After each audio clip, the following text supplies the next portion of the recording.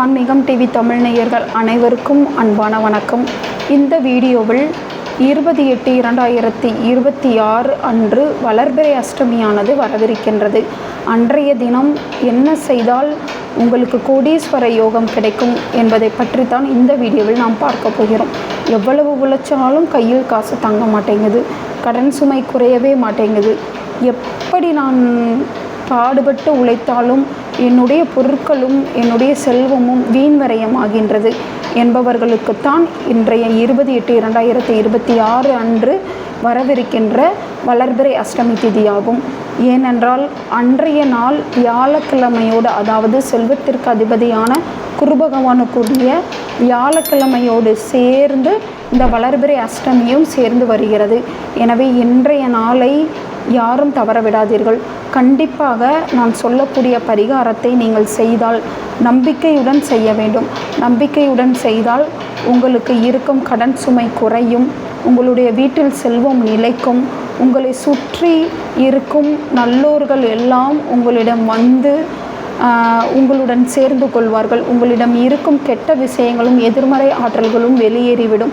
அந்த அளவிற்கு இந்த பரிகாரத்திற்கு மிக மிக சிறந்த பலன் உண்டு. 2 பரிகாரம்தான். இந்த 2 பரிகாரத்தில் நீங்கள் எந்த பரிகாரத்தை வேண்டுமானாலும் உங்களுடைய நம்பிக்கையின் பொருட்டு நீங்கள் செய்து கொள்ளலாம்.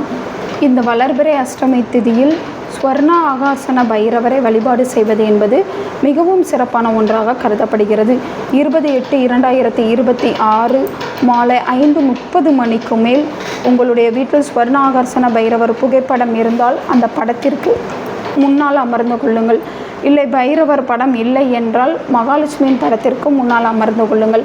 அப்படி இல்லை என்றால் ஒரு விளக்கு ஏற்றி வைத்துவிட்டு அதையே பைரவராக நினைத்து அந்த விளக்கிற்கு முன்னால் அமர்ந்தும் இந்த பரிகாரத்தை செய்யலாம். ஒரு சிறிய சிவப்பு நிற துணியை எடுத்துக்கொள்ளுங்கள். அது சுத்தமான காட்டன் துணியாகவும் இருக்கலாம், இல்லை பட்டு துணியாகவும் இருக்கலாம். சிவப்பு நிறத்தில் இருக்க வேண்டும்.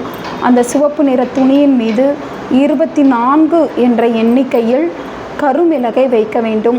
உங்கள் வீட்டில் இருக்கும் அல்லவா, அந்த மிளகை நன்றாக உடையாத நல்ல நிலைமையில் இருக்கக்கூடிய மிளகாக பார்த்து எடுத்துக்கொள்ளுங்கள். அந்த மிளகை அந்த சிவப்பு நிற துணியின் மீது வைத்து விடுங்கள். இப்போது இந்த மிளகோடு சேர்த்து அந்த துணியை வைத்து ஒரு முடிச்சாக திரி போல கட்டிக்கொள்ள வேண்டும்.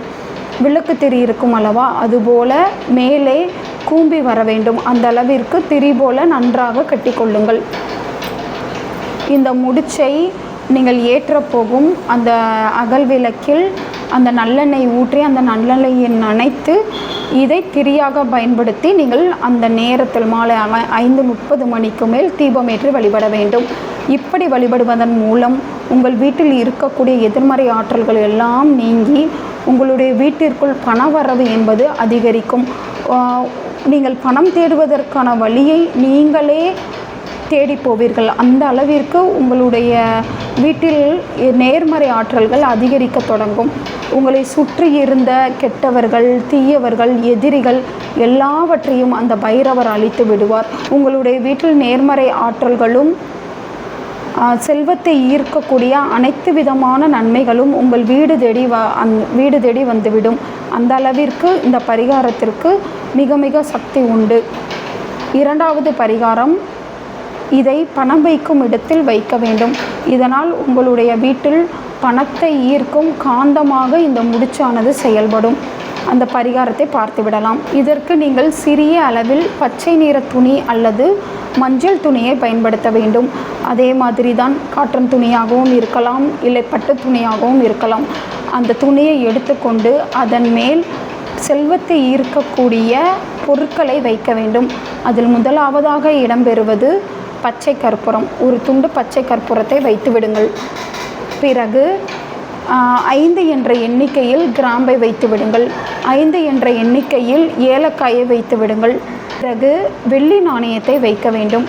வெள்ளி அல்லது தங்க நாணயம், எந்த நாணயமாக இருந்தாலும் வைக்கலாம். இல்லை, நான் தங்க நாணயம், வெள்ளி நாணயம் என்னுடைய வீட்டில் இல்லை என்பவர்கள் 1 ரூபாய் நாணயத்தை வைத்து கொள்ளுங்கள். இதை எல்லாவற்றையும் சேர்த்து ஒரு முடிச்சாக கட்டிக்கொள்ளுங்கள். இப்போது இந்த முடிச்சை நீங்கள் உங்களுடைய பணம் வைக்கும் இடத்தில் வைக்க வேண்டும். அதாவது நீங்கள் பணத்தை பீரோவில் வைப்பீர்கள் என்றால் பீரோவில் வைத்து விடுங்கள். இல்லை நான் ஒரு பர்ஸில் தான் வைப்பேன் என்றால் அந்த பர்ஸில் இந்த முடிச்சை வைத்து கொள்ளுங்கள். இது பணம் எங்கே இருந்தாலும் சரி உங்கள் வீட்டிற்குள் கொண்டு வந்து சேர்த்தே விடும். நீங்கள் போதும் போதும் என்னும் சொல்லும் அளவிற்கு உங்களுடைய வீட்டில் பணம் வந்து கொண்டே இருக்கும். அதற்கான வழியையும் செல்வத்தை ஈட்டுவதற்கான வழியையும் அந்த முடிச்சே உங்களுக்கு காட்டி கொடுக்கும். அந்த அளவிற்கு மிக மிக சக்தி வாய்ந்த ஒரு முடிச்சாக இந்த முடிச்சு கருதப்படுகிறது. நீங்கள் ஏற்றி வைத்திருக்கும் விளக்கிற்கு முன்னால் அமர்ந்து ஸ்வர்ண ஆகர்ஷண பைரவரை மனதில் நிறுத்தி உங்களுடைய வேண்டுதல்களை வேண்டிக் கொள்ளுங்கள். எனக்கு கடன் தீர வேண்டும், என்னுடைய வீட்டில் செல்வம் வளம் பெருக வேண்டும், என் பிள்ளைகள் பொருள் ஈட்டுவதற்கான அனைத்து வழிகளையும் நீங்கள் காண்பித்து கொடுக்க வேண்டும் என்று பணம் சம்பந்தமான எல்லா பிரச்சனைகளையும் கூறி பிறகு நிதானமாக கண்களை மூடி ஸ்வர்ண ஆகாசன பைரவரின் மந்திரத்தை கூற வேண்டும். அந்த ஸ்வர்ண ஆகாசன பைரவரின் மந்திரமானது ஓம் அகத்தி சாய நம, ஓம் கரூர் தேவாய நம, ஓம் போக தேவாய நம, ஓம் கோரக்க தேவாய நம என்னும் மந்திரத்தை 108 முறை கூற வேண்டும்.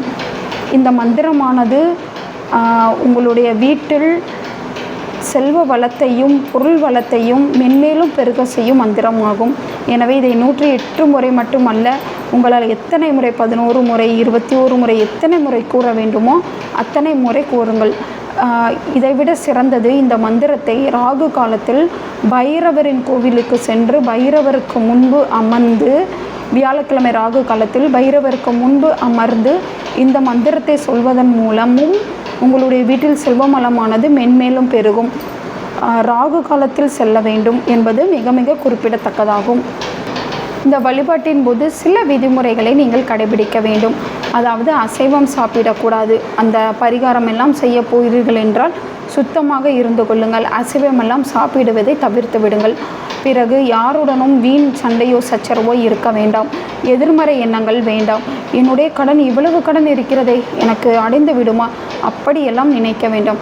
என்னுடைய கடன் பரிபூரணமாக அடைந்துவிடும் என்ற நம்பிக்கையோடு அந்த பரிகாரத்தை நீங்கள் செய்ய வேண்டும். பிறகு உங்களுக்கு நேரம் இருப்பின் அந்த ராகு காலத்தில் நீங்கள் பைரவருடைய கோவிலுக்கு சென்று பைரவரை அன்றைய தினம் வழிபடுவது என்பது மிக மிக சிறப்பான ஒன்றாக கருதப்படுகிறது. இல்லை, பைரவரை வழிபடுவதற்கு கோவிலுக்கெல்லாம் செல்ல நேரம் இல்லை, அன்றைய தினத்தில் நான் அலுவலகத்தில் இருப்பேன், அப்படி என்பவர்கள் இந்த பரிகாரத்தை அந்த மாலை 5:30 மணிக்கு மேல் உங்களுடைய வீட்டிலேயே செய்து கொள்ளலாம்.